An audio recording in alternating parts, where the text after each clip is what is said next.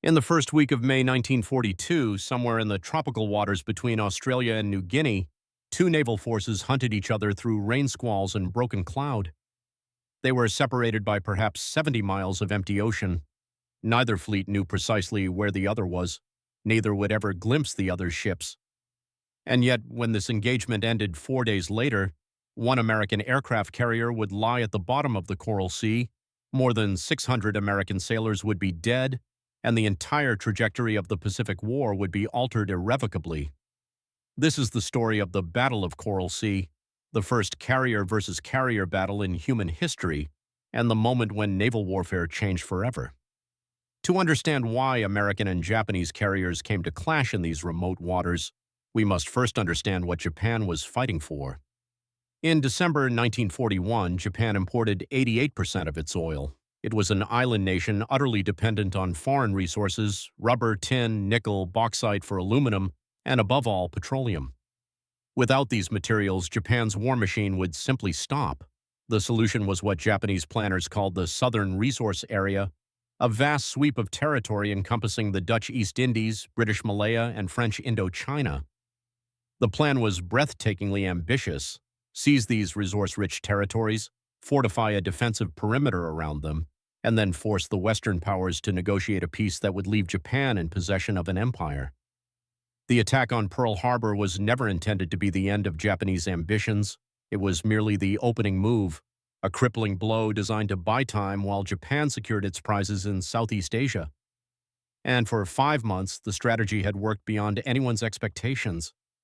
Singapore, the supposedly impregnable British fortress, surrendered on February 15, 1942, Britain's largest capitulation in history, with 85,000 troops marching into captivity before 35,000 Japanese soldiers.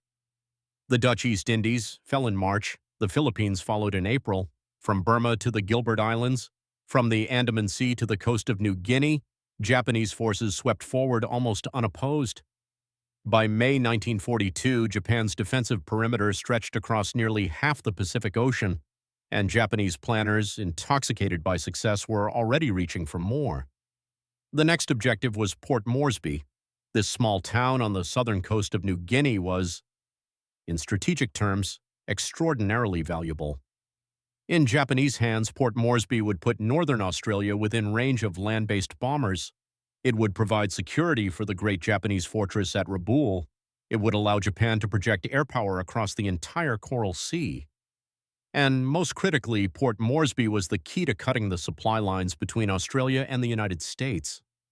Australian Prime Minister John Curtin understood what was at stake. After Singapore's fall, he had made a remarkable break with tradition, turning not to Britain, which was stretched too thin to help, but to America. The fall of Singapore, Curtin declared, opens the battle for Australia. Now that battle was about to be joined. The Japanese plan was designated Operation MO. It called for a two-pronged assault.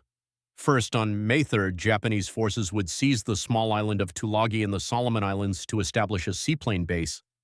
Then, on May 10th, 11 transport ships carrying 5,000 soldiers would land at Port Moresby and capture the town.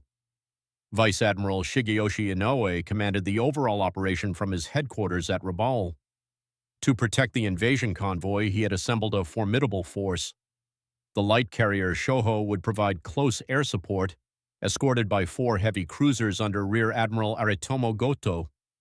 But the true striking power lay with the carrier strike force, the fleet carriers Shokaku and Zuikaku, veterans of the attack on Pearl Harbor, commanded by Vice Admiral Takeo Takagi.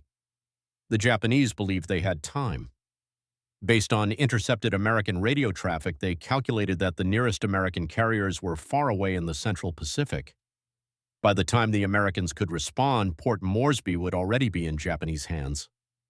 They were wrong. In a windowless basement at Pearl Harbor, a disheveled officer in a smoking jacket and slippers pored over intercepted Japanese radio messages.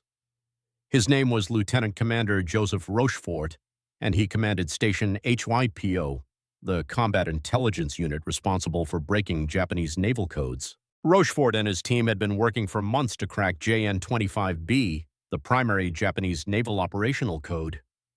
By April 1942, they could read up to 85% of signals broadcast in certain Japanese cipher systems. The work was painstaking. They could typically decipher only 10 to 15% of the code groups in any given message, but it was enough. On March 25th, Rochefort's team detected the first mention of an RZP campaign. By early April, they had identified RZP as Port Moresby. On April 8th, they decrypted a message revealing that the 5th Carrier Division, Shokaku and Zuikaku, was en route to join the operation.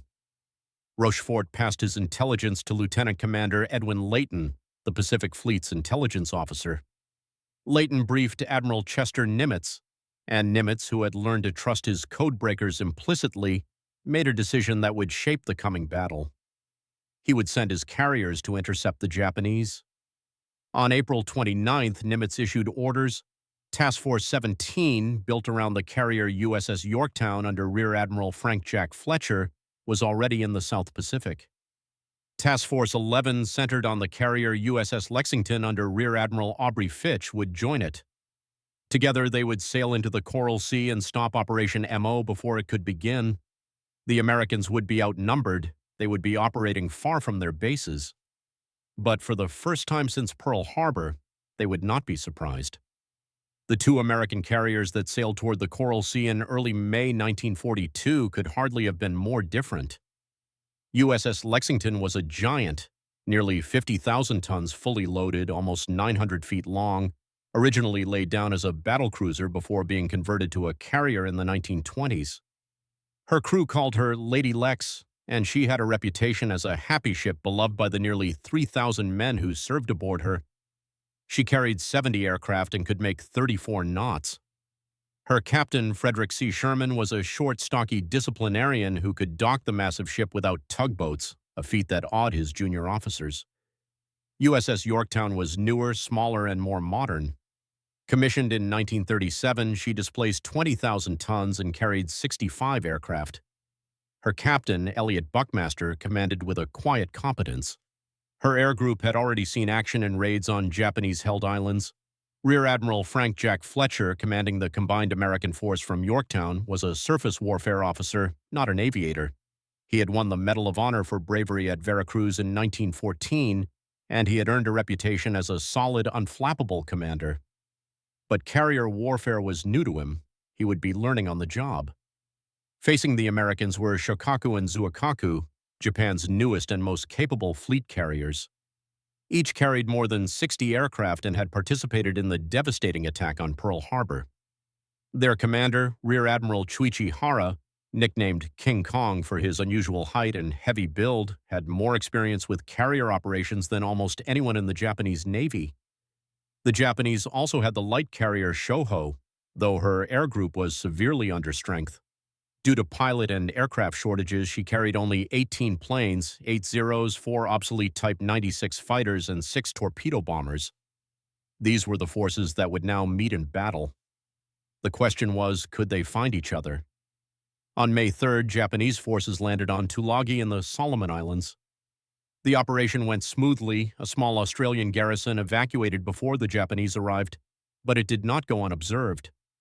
A coast watcher on nearby Isabel Island reported the invasion immediately. Admiral Fletcher, 300 miles to the south, received the news that evening. Unable to communicate with Lexington, which was maintaining radio silence, he made a snap decision. He took Yorktown northwest at 27 knots, planning to launch an airstrike the following morning. The Tulagi strikes on May 4th achieved complete surprise. Japanese ships were still unloading troops when American dive bombers and torpedo planes appeared overhead. The destroyer Kikuzuki was fatally damaged. 3 minesweepers were sunk. Though the American pilots wildly overclaimed their results, torpedo bomber crews reported sinking multiple ships that had merely been near missed. The attack disrupted Japanese operations and announced that American carriers were in the area. What followed was 2 days of mounting tension as both sides searched for the other.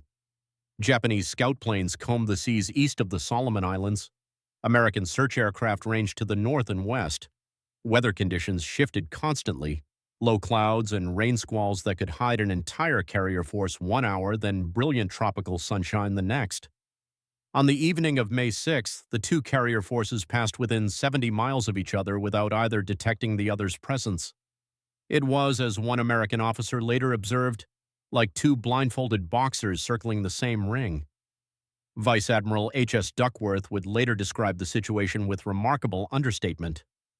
Without a doubt, May 7, 1942, vicinity of Coral Sea was the most confused battle area in world history.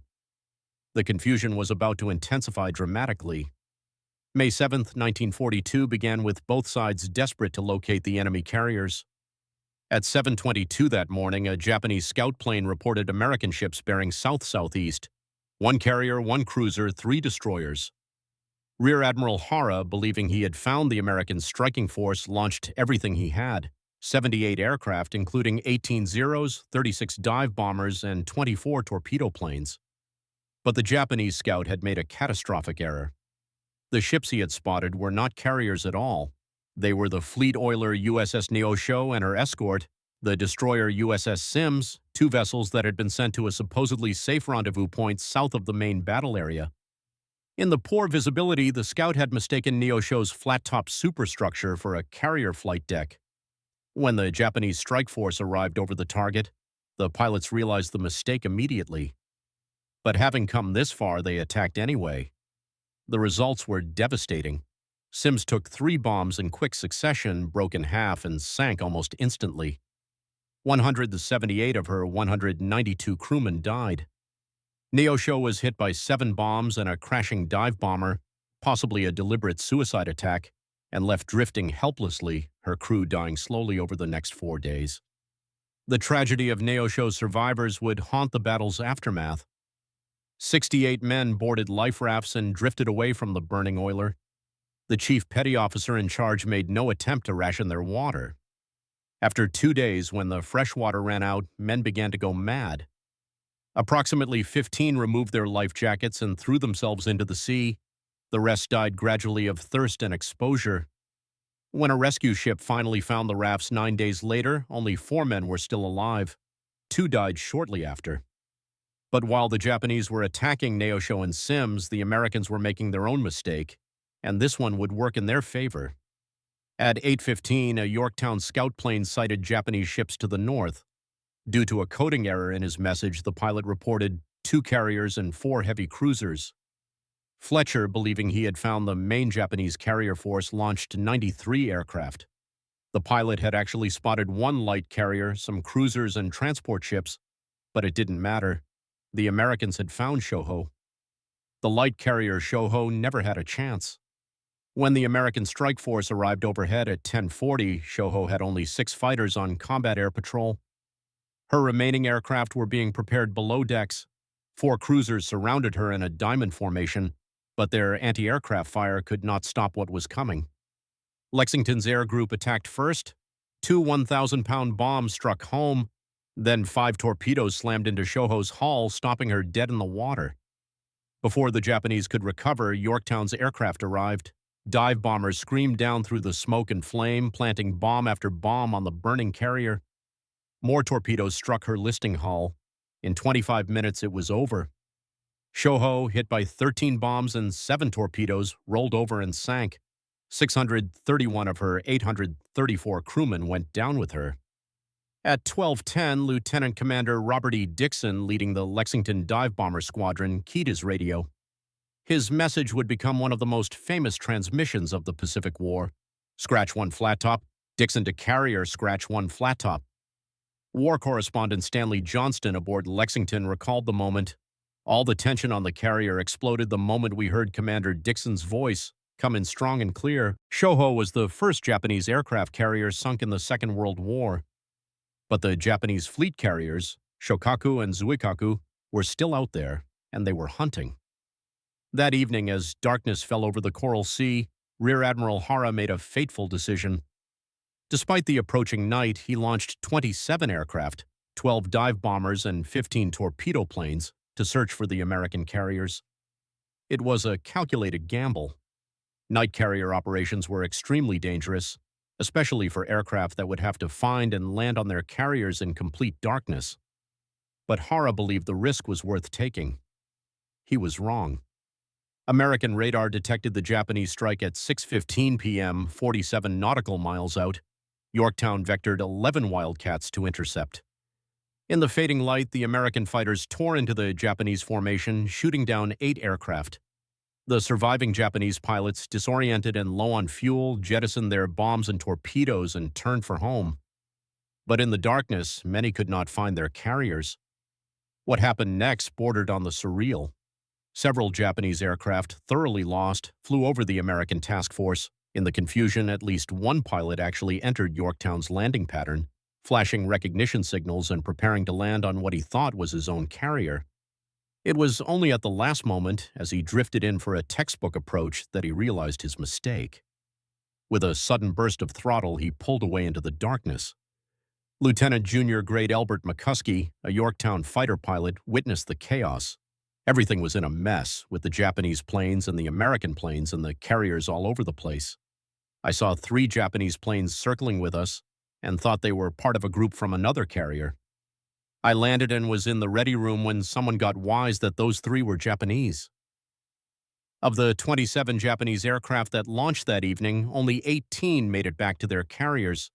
The others crashed attempting night landings or simply vanished into the darkness. Both sides knew that tomorrow would bring the decisive confrontation. Dawn on May 8, 1942, broke over 2 carrier forces separated by roughly 200 miles of ocean. The weather had shifted overnight. A thick frontal zone with low-hanging clouds and limited visibility now covered the Japanese carriers. The American task force, by contrast, operated under mostly clear skies with visibility extending 17 miles.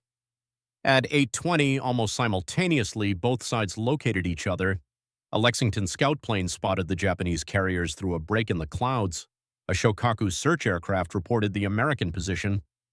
Now everything depended on which side could strike first, and strike harder. Both carrier forces launched within minutes of each other. The Americans sent 82 aircraft. The Japanese launched 69. The 2 strike groups passed each other in the air, racing toward their targets. The American attack found Shokaku and Zuikaku operating roughly 10,000 yards apart, but the weather that had masked the Japanese from scouting eyes now protected one of their carriers. Zuikaku slipped into a rain squall and vanished. She would escape the battle virtually untouched. Shokaku was not so fortunate. Yorktown's dive bombers arrived first, led by Lieutenant Commander William O. Birch. Through a curtain of anti-aircraft fire, they pushed over into their dives. 2 1,000-pound bombs struck Shokaku, one forward, one aft, tearing open her flight deck and starting fierce fires. When Lexington's aircraft arrived, they added another bomb hit. Shokaku's forward flight deck was wrecked. Her aviation gasoline systems were ruptured. 223 of her crew were dead or wounded. Though she could still recover aircraft, she could no longer launch them. Shokaku would spend 3 months in Japanese shipyards undergoing repairs. She would miss the most important naval battle of the Pacific War. But even as the American pilots celebrated their hits, the Japanese counterstrike was approaching their carriers. Lexington's radar detected the incoming Japanese strike at 10:55, 68 miles out. 9 Wildcats were vectored to intercept, but the defense was fatally flawed. 6 fighters had been stationed too low. They missed the Japanese aircraft passing overhead. What followed would seal Lexington's fate. The Japanese torpedo planes executed a textbook anvil attack, 3 approaching from each side of Lexington's bow. The carrier was too large and her turning radius too wide for her to evade. 2 Type 91 torpedoes slammed into her port side. Simultaneously, 19 dive bombers attacked from above. 2 bombs struck home. At first, the damage seemed survivable. Lexington's crew, superbly trained in damage control, fought the fires with desperate efficiency. By 12:33, the flames appeared to be under control. The ship resumed flight operations at 24 knots. Captain Sherman signaled that the carrier would survive, but deep within Lexington's hull, an invisible threat was spreading. The torpedo hits had ruptured the ship's aviation gasoline storage tanks. Volatile avgas vapors, colorless and odorless, seeped through the forward compartments, pooling in passageways and working spaces. At 12:47, a spark from an electric motor ignited the vapors. The explosion killed Commander Howard R. Healy, the damage control officer, and most of his team. It wrecked the ship's internal communications. and it started a chain reaction that no one could stop.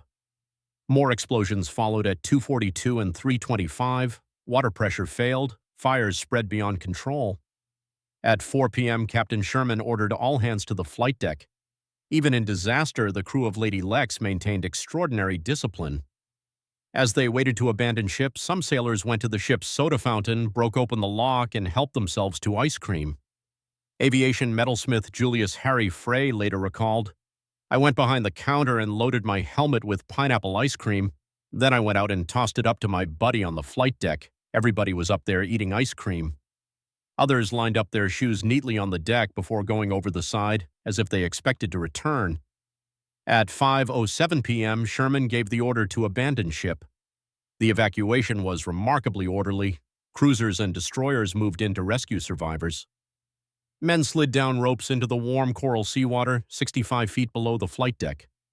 Captain Sherman conducted a final inspection to ensure no wounded men were left behind. Then, accompanied by his executive officer and his Cocker Spaniel Admiral Wags, he became the last man to leave the ship. At 7:15, the destroyer USS Phelps fired 5 torpedoes into the burning carrier. At 7:52 p.m., USS Lexington, her hull glowing cherry red from internal fires, slid beneath the waves. She went down, as one officer observed, with her colors proudly flying on an even keel like the lady she always was. Of her nearly 3,000 crewmen, 216 were dead. The rest, 2,735 men, had been rescued. Among those who did not survive the battle was Lieutenant John James Powers, a 29-year-old dive bomber pilot from Yorktown. The night before the May 8th attack, Powers had stood before his squadron and delivered a lecture on the importance of releasing bombs from the lowest possible altitude for maximum accuracy. He knew the risks. The lower you dove, the more likely you were to be hit by anti-aircraft fire or destroyed by the blast of your own bomb.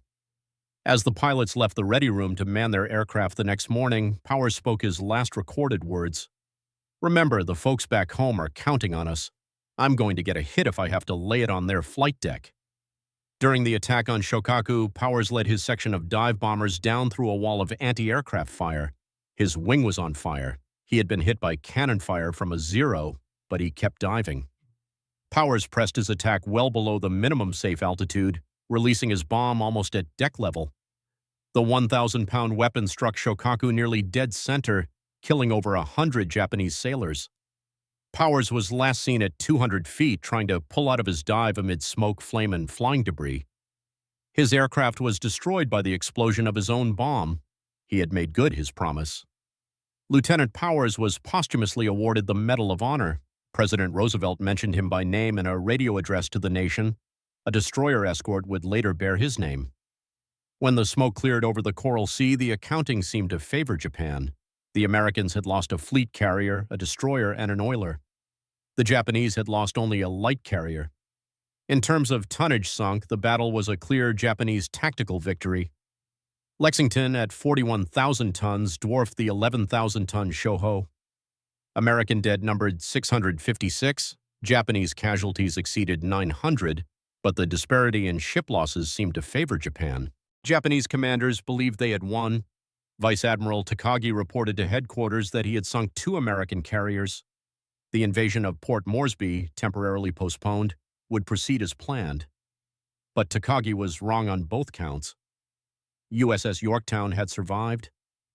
Damaged but operational, she was already steaming back to Pearl Harbor for repairs. And the Port Moresby invasion would never happen, at least not by sea.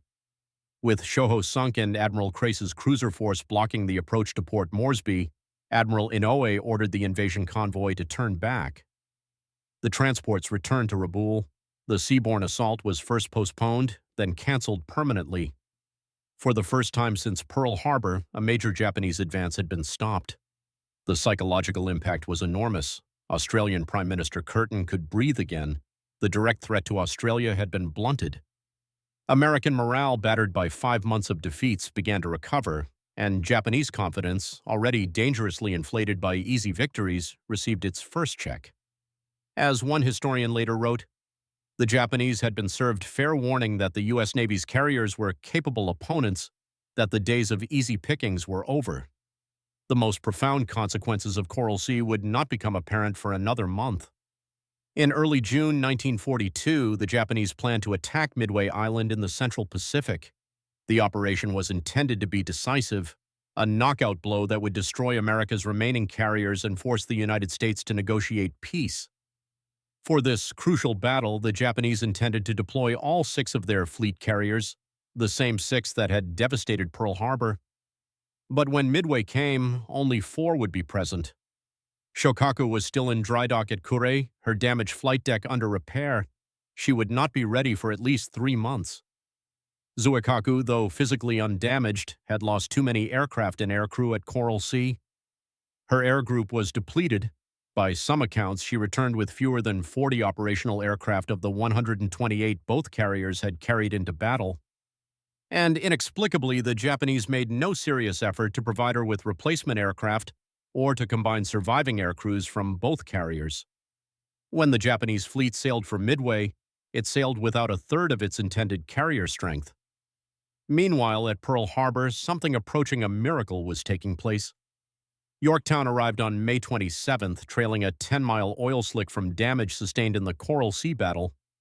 Rear Admiral Fitch had estimated that repairs would take 90 days. Admiral Nimitz took one look at the damage assessments and issued his famous order, "We must have this ship back in 3 days." 1,400 workmen swarmed over the carrier around the clock. The island of Oahu experienced rolling blackouts as electric welding consumed enormous amounts of power.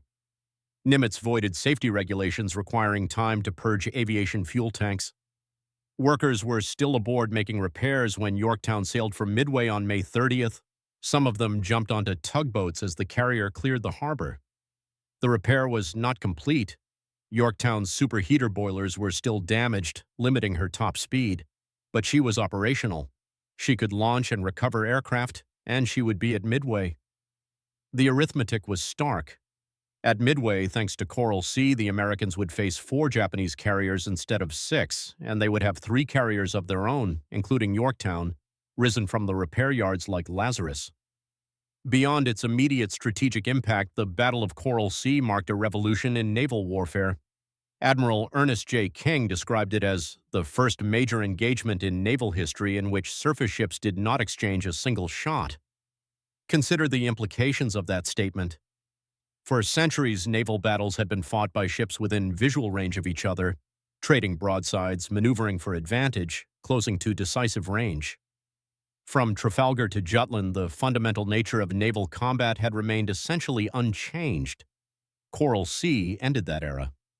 Here was a battle fought entirely by aircraft over distances of more than 100 miles.